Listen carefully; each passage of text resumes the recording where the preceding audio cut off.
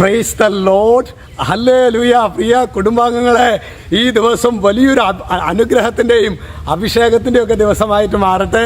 പ്രത്യേകമായി ഇന്നലെ നമ്മുടെ പഴുവിൽ സെൻറ്റ് മേരീസ് ധ്യാന കേന്ദ്രത്തിൽ ബഹുമാനപ്പെട്ട ജിബി അച്ഛൻ്റെ നേതൃത്വത്തിലാണ് ശുശ്രൂഷകൾ നടന്നത്.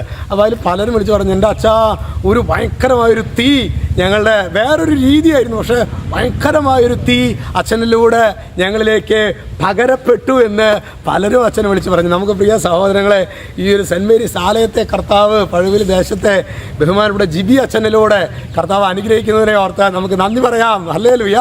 ഇന്ന് നമ്മൾ ധ്യാനിക്കുന്നത് അത് രാജാക്കന്മാരുടെ 2-ാം പുസ്തകം 20-ാമത്തെ അധ്യായം 5-ാമത്തെ തിരുവചനം. വചനം വെളിപ്പെടുത്തുകയാണ്, ഞാൻ നിന്നെ സുഖപ്പെടുത്തും, 3-ാം ദിവസം നീ കർത്താവിൻ്റെ ആലയത്തിലേക്ക് പോകും. ഇത് യെശയ്യാ പ്രവാചകനിലൂടെ ഹെസക്കിയ രാജാവിനോട് ദൈവമായ കർത്താവ് യെശയ്യാ പ്രവാചകനിലൂടെ പറയുന്ന വാക്കുകളാണ്. ഞാൻ നിന്നെ സുഖപ്പെടുത്തും.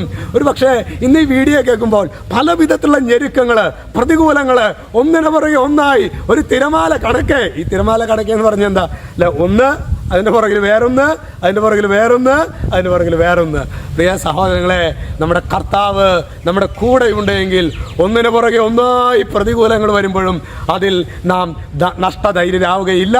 Hallelujah, hallelujah. അപ്പം നിങ്ങളുടെ പ്രാർത്ഥനയിൽ പ്രത്യേകം ഇന്ന് അച്ഛൻ മുല്ലശ്ശേരി പള്ളിയിലേക്ക് വന്നപ്പോൾ ബഹുമാനപ്പെട്ട ടിജോ മുള്ളക്കരച്ചനെ കാണാൻ വന്നപ്പം അപ്പോഴാണ് നമ്മൾ വീഡിയോ എടുത്തില്ലല്ലോ, പെട്ടെന്ന് വീഡിയോ എടുത്താണ് കേട്ടോ. ഈശോ നിങ്ങളെല്ലാവരും അനുഗ്രഹിക്കട്ടെ. അച്ഛന് വേണ്ടി നിങ്ങൾ പ്രാർത്ഥിക്കണം. രക്ഷിതാവായ യേശു ക്രിസ്തുവിൻ്റെ നാമത്തിൽ ആശീർവദിക്കുന്നു, ഇപ്പോഴും എപ്പോഴും എന്നേക്കും. ആമേൻ.